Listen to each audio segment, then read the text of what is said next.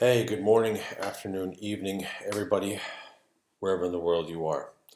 My name's Idiot, and I'm going to have the second installment of Evolution of the Helmsman, and specifically the details around the fire sale attack that we observed in at least two different countries.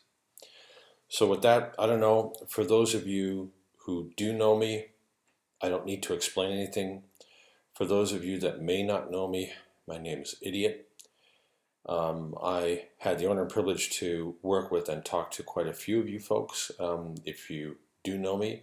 And for those that don't know me, I'm active in the B-Sides conferences, Hack4, which I'm very honored to be a part of this time as well, virtually. Unfortunately, because I had to be home for family reasons. And just completed this talk slightly differently for B-Sides yesterday in Hamburg. So with that, just a short overview of some of the things that I'm doing. I'm the CEO of a security startup that is building a framework that is based off of standards, and we take a look at different types of attacks. One of the instances are, for instance, the cyber espionage type tools. We try to help different customers and partners protect their infrastructure against cyber espionage, cyber warfare, and quote unquote cyber crime. Although those lines are sometimes very, very difficult to ascertain because many of the attacks that we see, and I think some of you are active in research will be able to confirm this, is that these attacks, they seem to look like cybercrime, but in reality, when we dig deeper and scratch underneath the surface, we find out very frequently that these types of attacks are not in fact cyber crime, but they're actually cyber espionage slash cyber warfare or warfare and espionage. So unfortunately, some of the technology that we see through Finfisher, Hacking Team, etc., finds its way into different other types of attacks, which makes it extremely difficult for a lot of our partners and customers to defend their networks, whether they're hospitals or businesses. I think we've all had our experience having different discussions with management as to why security is business critical. My personal opinion is that you cannot separate security from any other business critical process because the foundation of the things that we do is based off of computers, data, transferring back and forth, etc. So to me, it's a no-brainer to say that security is business critical. Anything else is just idiotic and makes no sense to me. So getting back to some of the stuff I do, I'm very honored and privileged to work with some of you folks trying to analyze these different pieces of malware that we find. I've worked with Alec in the past, some of you other folks in the past as well, Desh. Yeah, so we take a look at different types of Trojans or viruses, malware, etc. Try to understand how they work, and then use the stuff that we learn from these disassemblies or this reverse engineering in IDA Pro, Ollie Debug, etc., and other tools that you folks know a lot better than I do, to figure out how these things work and then help specific folks protect themselves against that. So one thing I want to start off with is this is not just me. Since I'm not primarily a malware reverse engineer, I'm more of a security guy that basically does different project implementations. I work a lot with the NIST team right now as to making a more realistic standard from the CSF, which is the Cybersecurity Framework, turning that into something that actually makes sense by implementing it in real life, and then telling the NIST guys about what makes sense and what's just too stupid. The added value of doing this kind of stuff is when we are teaching awareness to other folks, giving them a framework and implementation that they can use, and basically it makes a lot more sense because it's standard based, right? So I think some of the issues that I deal with on a daily basis, and you guys probably as well, is there are a lot of people that are selling quote unquote cybersecurity. They have no freaking clue what they're talking about. And when I frequently come to customers and they've done a quote unquote penetration test, basically it wasn't a penetration test at all, but just some glorified scan using something like Nmap or OpenBAS, if that, and interpreting what they find completely incorrectly because about 80% of what they found were false positives. and the other 20% they're not qualified to discuss in the first place. So we try to improve that and discuss these things with different partners and customers about what's really going on. So this is not just me doing this analysis. This was a group of people and partners that I work with, customers that I've trained in SIEM solutions. SIEM is Security Information Event Monitoring or Management Systems. They co-locate syslog, sticks formatted information, and try to detect IOCs or indicators of compromise, and basically use that information to defend their networks against realistic stuff in a real way, right? So those of us who have worked with SIEM know how painful it is to create rules that make sense. Also interpreting the information that we see, typical stuff like capturing PCAP files, analyzing the network traffic to figure out what the frig this thing is doing. So this is how we collect a lot of the data and find out about new malware that's going on. Customers simply call us up, and that's what happened in this case. So it was October 24th. It was a day before local elections in Kiev, in Ukraine. And there's two different images on the bottom. One of them is Vitaly Klitschko. He's the guy who won the mayoral election for Kiev city on October 25th, I believe it was. And during that time frame, there were a lot of different elections going on locally. And the interesting thing was, around this time, we received a telephone call from one of our customers that I've done a SIEM training for before. And they have a pretty good security team. I can't tell you what company it is for NDA reasons, but they basically called us up and said something was going on. They suspected there was either an issue with their Active Directory, or they were seeing very weird behavior. So it was pretty interesting, because when you tend to look at the random or $random script kiddie attacks that are going on, you always assume that these attacks are going to be something that's a no-brainer, like credit card information or specific data, etc. You don't really expect to see something very complex at face value. So you're always assuming it's something easy. At least I did in this case. And the interesting thing was, the more we analyzed this, the more we found out that it was anything but a simple, let's grab your data, put it up on the internet or whatever. So yeah, basically equated to them having a problem. So, and we needed to dig down and find out exactly what that problem was. The interesting thing about when this was going on is while they called us up, some of the standard questions we asked were, okay, well, what antivirus version are you using? Did you detect anything? Did you find any weird behavior? Are you capturing PCAP files? The whole schlemazel, right? The standard stuff that we typically ask everyone, even though we know it's perfectly logical. But we want to collect evidence about what exactly is going on. How can we prove with neutral evidence that something that we're looking at is indeed an infection, and how can we figure out what's going on and what type of infection it is. The interesting thing here was, and I'm not going to talk about the antivirus company, is the antivirus company asked some really weird questions to this customer, and it was really, really weird, because the questions that they were asking were almost as if, at least the impression we had, was that they knew what was going on at the specific customer site. And it was really unusual, because typically when you open up a support ticket for antivirus companies, you get really stupid questions. And some of the questions that these guys asked were very, very specific, as if they had some information that this company was already infected. And we found that was extremely weird and very suspicious. I don't believe in coincidence like that. And I just wanted to show that because after they discussed this information with the antivirus company, we started getting really, really skeptical. So I went in with another friend of mine, and we started doing some research on what exactly was going on. So we identified files on 4 or 5 of the different desktops, and while we were doing the preliminary research, we found that there was a virus, whatever it was. We didn't know at this time what was causing it, because we were just starting off.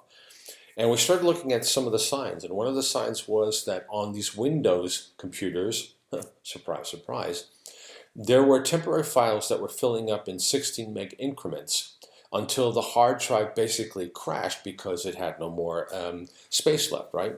So this only happened though when the virus noticed that they were not logged on as local admins. Now, the behavior was different depending on the context and the SID information of the users that were logged onto the specific desktop. So in this case, these two screenshots, we're seeing the queue, the temporary files that are filled up with queues up to 16 megs, and then a new temp file was created until the hard drive filled up, right? So the objective here was that they basically wanted to fill up all these different files until the hard drive was filled up and had nothing left. And when we got that information, we started looking and trying to identify what was the process or the executable responsible for doing this, and what exactly was it doing. And this is where we found a file called ololo.executable. And we saw here in this process monitor screenshot that it was filling up the hard drive with these specific temp files, right? So we kept on digging to try to find out, okay, now we identified what the executable was, and we found out what the process name was, and now we wanted to take a look at if there was something that we could isolate the ololo executable in something like IDAPRO to detect what exactly was going on. Now, while these files were filling up, I apologize for the quality of the screenshot, but in this screenshot we see that there's a request for the admin to log on to the desktop. Pretty cool, I think. So the objective here was, this wasn't the main part of the virus. This was only, the objective here was causing an incident so that the admin, if they weren't already local admins, to log onto the desktop. And the ultimate goal here, I think we all would know, is that as soon as the admin logs on to the desktop or the laptop, they will use that rights, those rights of the admin, and then start to infect other machines. So when we take a look at some of the code snippets in detail, here are some of the calls that were going on to get SID length, look up the account SID, you know, basic general stuff about looking at the user context, what privileges they had, what token information was there, getting the usernames, and also registering different services within the confines of this virus. And we also see some of the sub-processes. There was a whole ton of sub-processes when you open up the ololo.executable in IDAPRO. So there's over 309 lines that we found.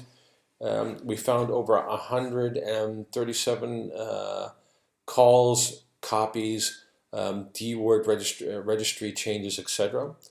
So another thing that we also found doing further analysis was that the virus in this point also had a service control manager component that waited for a specific time. So in this screenshot we see the second component of the infection that we found. So the first part of the infection was the ololo.executable that looked at different functions, etc., and then established a connection to the CNC server, and then pulled down an actual modified version of Black Energy 2 Plus. Now, if you take a look at this screenshot here, you'll see the ALI right over here, the ALIIDE, and that is a sys driver that was signed, and that was basically adapted on the previous part of this infection, this campaign, I'm going to call it, that looked at what hardware version were we dealing with, and then based on the hardware version, it had the appropriate sign driver for that hardware, which was interesting. So once this second component was installed, it was the actual rootkit Black Energy, which is something you can Google. This is not a new thing, but the previous component, the ololo.executable, was new, right? So this new payload came in, and the rootkit was installed. It started doing its magic, and then that's when a few other sub-processes came in. It was very modular the way that was built up, And we're still doing more research, so I don't have all the details for you right now, but I can supply you guys with the samples so that you can check it out yourself, and then we can have another detailed discussion after more data comes in, right? So in this specific piece, we had an anchor that waited for a specific time. So remember I said that the elections happened on the 25th of October. Once the 25th of October happened, this thing kicked off and automatically executed a few other additional components. Now, one of the additional components, or two of these additional components, was location aware. Now, this virus acted differently if it was in Ukraine and if it was in the US. So if this was in the Ukraine, what the virus did was it looked for specific types of media files, movie files, etc. Once it found those media files, and I'll get to that in a second, once it found the media files, it basically identified them. It looked at them for like 40 minutes. It did the search in about 40 minutes, the entire hard drive, only identifying video files. And we're assuming that it wanted to confirm that it was infecting a desktop computer workstation that is part of the media industry. Now, once it found that verification, another part of the virus kicked off that then deleted everything on the hard drive that it found, and obviously also deleted itself and filled everything up with zeros so that it was tougher to get any information and detection, right? So that's part of that. If we take a look at what else happened is it used the administrator's rights and privileges to infect itself and park itself on various different servers. In this case, we have, in this image here, we have three different types of servers. We have the two DCs, and we have a server application. So the virus reacted differently based on what it infected. So there was also other components, variables, that it detected that then did certain different operands. Right? In this case, DC1, it downloaded a few different driver types that were also signed on day one. And then we also had the service host.executable service running, which then picked up additional files. It was looking for other stuff on the network. Then it infected the second DC, which was yet again a different driver type, so it always masked that and hid it to make it harder for you to detect it. Then again, the server host SVR host executable ran on this one as well. And then on the server app appliance, we had another different variant again. And then we also had the OLOLO.executable running on that. So on the server aspect here, it looked for the media files. When it found the media files and confirmed that was it, it deleted it, disrupted operations, and deleted itself as well. And it used the DCs to install additional drivers, which were in reality the dark energy rootkit, and then it propagated that to any other servers that it found that had the media files, right? So again, I apologize for this screenshot. What we're showing here is the OLO.executable. It's doing some of the writes, but it's also starting to do some of the searches for different media file types, right? So I'll try to get you guys a better screenshot of this, but it was moving, copying, searching for files. It was also writing additional temp files in the process. Here we're looking at it identified an AVI file, and these were some of the operations that it was doing on that AVI file, right? So it was writing over it. Basically, first it searched for it, found it, then started writing over it, and then deleted it. One thing I forgot to also mention was that it also changed the boot record and boot sector on the infected servers that it found these files on, right? So very dedicated thing that it was looking at. When we take a look at some of the details in IDAPRO, now keep in mind I'm not an IDAPRO / malware reverse engineer professional. But it was very interesting because this is the OLO.executable, and we started with the initial process, and we had a whole bunch of sub-processes that led to various different functions and variables getting called up, which then executed other subfunctions after it verified that, right? So this is just an overview of that tree when I started doing the analysis on it. Some more of the analysis looking at some of the sub-processes that were running. Also some of the things like get the version, get module handles, opening different processes, creating a new process. And these were some of the different areas. They were kernel-based, they were user-based. They're all very logical if you read through these, right? So local allocation, process 32, next W, excuse me, set an event, basically then terminating threads, doing device I/O control, doing different searches, writes, copies, etc. Getting the path names, stuff like that. And you guys can see this later on when you do the reverse analysis of this, right? So we saw about 137 functions, calls, registry changes, etc. Again, here are some things like creating the directories, getting the temp path, looking at the logical drives, what was the Windows directory, a lot of different things that it was setting up to do with stuff, initializing the critical section, leaving it, entering, deleting it. So there's a whole bunch of different things here. There was also tick counts, getting the computer name, process address, last errors, and then going to sleep, right? So there was different things in this virus or in this infection that we found that was pretty interesting. Now, that's just one small piece of this.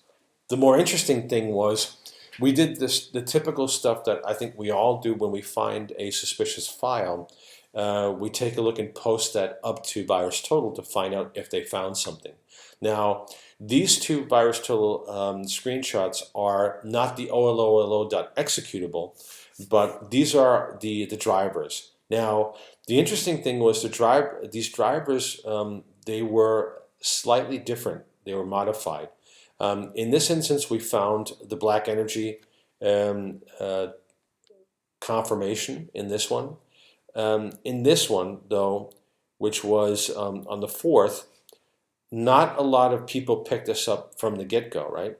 Now, this rootkit piece was detected fairly quickly. The other piece, the OLOLO.executable, was not discovered at all. So once we had the OLOLO.executable and we put it into VirusTotal, no one recognized it, right? So we talked to the CERT in Ukraine, we talked to different CERTs and agencies at other places, and it took these guys a really long time to do their homework, which basically left us with no results whatsoever. So we extracted the OLO.executable, submitted it to VirusTotal. Eventually we got the signatures, and the one antivirus company that was installed at this media place, they created the signature last. And what we saw was a trend was a lot of these antivirus companies that are in Eastern Europe, they were a lot later than Western Europe and Western, like US-based antivirus companies. I don't know why. It was suspicious because most of the Eastern ones came in at around the same time, very late. The ones in the Western Hemisphere or the Western-based ones, they were very quick. So don't know what that means. It was weird. I'll just leave it at that, right? So another thing was while we were doing this, we also found and received information from other companies in this market space that they were seeing the same thing. So let's go back and remember the 24th, just before the elections. Now, we identified one infection of a partner that worked in the media industry. And then we were suddenly getting calls from all the other guys in the same industry that they had a very similar infection. It was slightly different, but the same OLOLO.executable. The drivers were there, the signed drivers, and we had components that were very, very similar. They were so similar that I'm going to call them the same, right? Not exactly the same, but just bear with me. We consider this the same infection. And the interesting thing that was troubling was that it was an entire industry. It was the entire media industry that was reporting or planning to report on the elections the next day. So it was really weird. Very interesting, right? So we kept on digging, and we found certain components, and we also found that the virus acted differently based on proxy settings, location settings in our sandbox environment. So we built a VM and also had physical desktops that we emulated in different locations. Now, the ones in Ukraine, they all work pretty much the same, but a surprise came when one of the desktops that we had was US based. At that point, the virus did something different. It connected to an IP that we see here, and that's also in the code.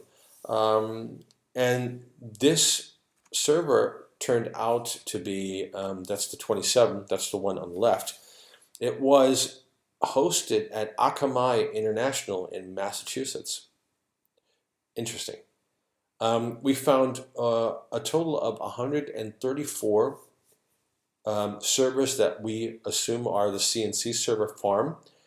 These guys, these two examples, they had DDoS protection. The other ones were extremely hard to find. They tried to basically remain undetected. So every time we looked for standard services that you'd expect to be running on a CNC or specific ports, it was extremely difficult to ID or finger these guys, right?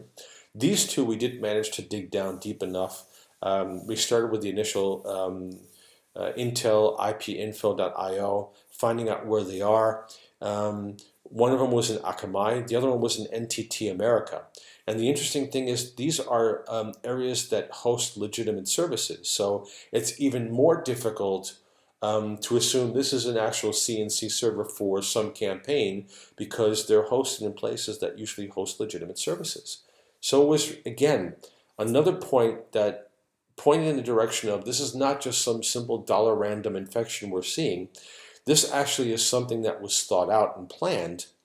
And another big issue that we had was we kept on looking for the infection vector. And we could not confirm it was through phishing emails, which is what Black Energy did previously, and other campaigns. I'll get to that in a few minutes. So it was very interesting to see this information, right? So we kept on following this trail, and then we got to, in the NTT example, we got to different domains that were on the same server, and at that point, we started taking a look at, okay, well, is there anything that we have seen in some other location? Is there anything else that we've seen in a different campaign, right? So we found a few different domains that we traced back to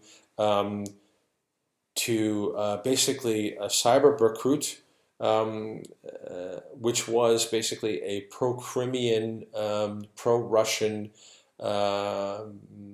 separatist group or very violent militant group that basically was attacking previously stuff in the Ukraine.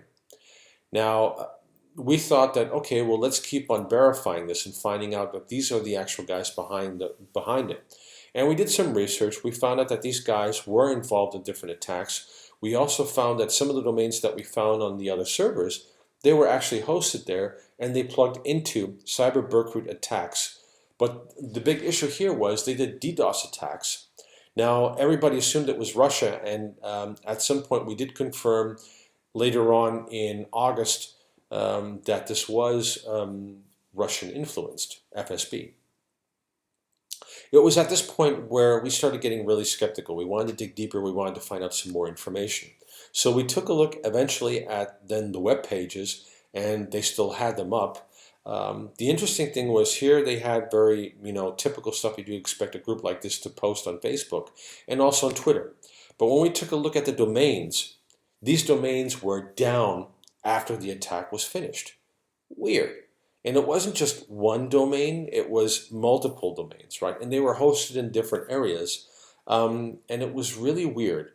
And it gets even better. After that, there was a post on their Twitter account and on their Facebook account that they took down these domains as fake websites. So yeah, FSB, was it really these guys? We're saying it wasn't these guys, and these guys were actually a decoy that had nothing to do with this specific attack, which is interesting. Everything that we've seen pointed to an espionage campaign from a nation state, and we're assuming FSB/Russia because the way and the characteristics of the attack are similar to the APT-21 attacks, and also similar to the Sandworm team attacks that were found in the past. And these guys attacked different government agencies, specifically academic, NATO, energy, telecoms, etc. And they were traced back to quote unquote FSB, we think, right? So it was very interesting, the timeline here. I won't talk about this in detail, but the penetration vector we couldn't really find. We're assuming that it was an internal attack because when we talked to these different people that were infected, we actually found and traced back the OLO.executable was seen the first time 4 months previous to the attack. So this was, in fact, it appears, a campaign that was well thought out, well planned. And the big issue here is it looks like these multiple areas had internal people that planted the OLO.executable and then pulled in the additional black energy rootkit after that to infect the DCs and keep on planting, etc., etc. So it was really interesting. We don't know what was the first company that started off and if they cross-pollinated each other. We couldn't confirm that the Active Directory force were connected to each other, to the other companies. So we're assuming, based on what we've seen so far, that there were insiders at each one of these companies, and they pretty much got infected around the same time. Weird, right? Then the OLO.executable was delivered. It unpacked itself. It started looking at different things, started searching. It found and identified things and then slept. It waited until the 24th of October, woke up, started doing its magic, filled up the hard drive, asked for the administrator, then all the other infections and downloading the additional payloads happened from the CNC server, and that's where we saw all that stuff, right? So again, sorry, the drivers were signed that were hiding the actual rootkits, and I apologize for the screenshot. And we're assuming also these drivers, they were actually Black Energy 2+, because the infections, they were not detected as quickly, these various different driver files. So the files were also modified to an extent so that some of them were detected very quickly. We saw the one example back previously. Some of them were detected a lot later. So there were also changes in the drivers and changes in the Black Energy malware. So that's it. I hope you enjoyed this very short talk. There's a lot more information that's published on LinkedIn. So if you want to take a look at that, just let me know. And I appreciate your time. Thanks a lot.